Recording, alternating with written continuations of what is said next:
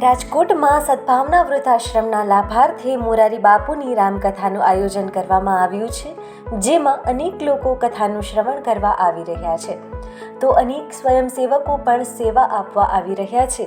ત્યારે આપણે આજે વાત કરીશું બાબુભાઈની, જેઓ દરરોજ બસમાં મહુવા ગામથી રાજકોટ મોરારી બાપુની રામકથામાં સેવા આપવા માટે આવે છે। બાબુભાઈ 50 વર્ષની ઉંમરે પણ આ કથામાં સ્વયંસેવક તરીકે આવે છે અને રસોઈ ઘરમાં કામગીરી કરી રહ્યા છે। તેઓ દરરોજ 10,000 ડીશ સાફ કરે છે। તેઓ આ સેવા કરીને આનંદની લાગણી અનુભવે છે।